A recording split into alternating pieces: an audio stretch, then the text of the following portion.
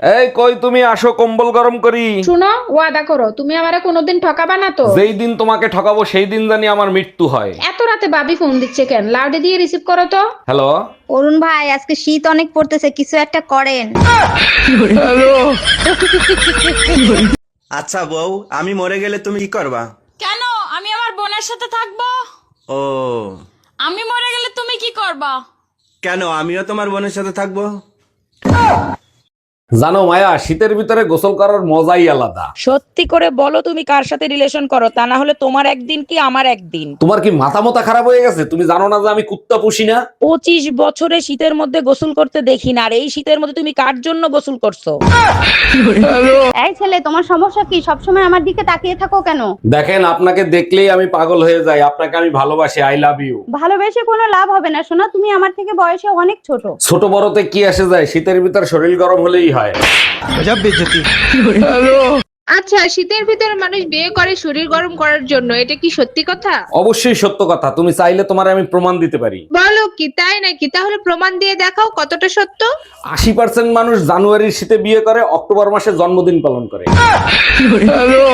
আরে জামাই বাবাজি, শীতের ছুটিতে বেড়াতে আসছো, আমি অনেক খুশি হইছি। আম্মা, শীত একদম সহ্য করতে পারি না, তাই আপনার মেয়েরে নিয়ে চলে আসছি। খুব ভালো কাজ করছো, কিন্তু জামাই এখানে তো শীত আরো বেশি পড়ে। আরে আম্মা, আপনি টেনশন করবেন না, যার সুন্দর শালি আছে তার কোনোদিন শীত লাগে না। একটা পিচাসের সাথে বিয়ে হইছে, শীত শুরু হইলে আর গোসল করার নামও নেয় না। হে প্রভু, কি শীত দিছো! এখন তো আর সহ্য করতে পারতেছি না। গোসল না করো, ঠিক মতো হাত পা নাক মুখ তো ধুইতে পারো। শীতের শুরুতে নাক মুখ তো ধুইতাম, এখন তো পানিতে হাত দিতে পারি না, কারেন্টের মতো শর্ট করে।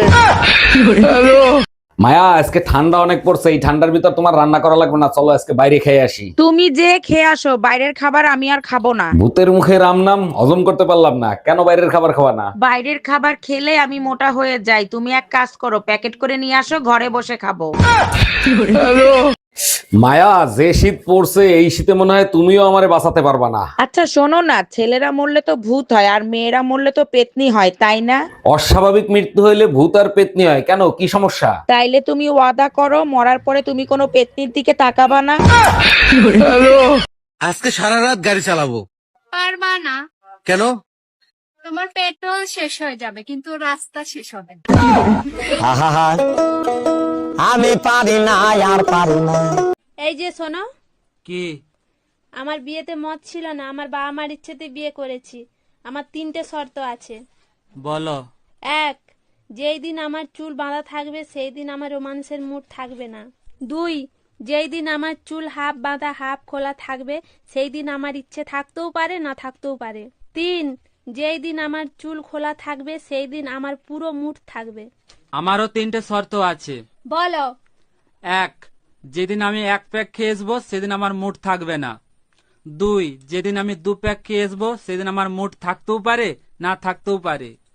3, যেদিন আমি 4 প্যাক খেয়ে আসবো সেদিন তোমার চুল বাঁধা থাক ইয়া খোলা থাক, আমি কিছুই মানবো না। কি? হ্যাঁ। কি করছো? ওই আমার ইটা। সবসময় আমার আমার করো কেন? আমাদের বলতে পারো না নাকি? ও, আমাদের জাঙ্গিয়া প্যান্টটা কোথায়? ছি, বাজে লোক খুঁজো। ভাবি, 1 মাস ধরে বিয়ে করছি, পর থেকে না কোমর ব্যথা করে। আপনি বলে তাবিজ দেন। তো তাবিজে কাম হইতো না, সিস্টেম পাল্টাইতে হইব।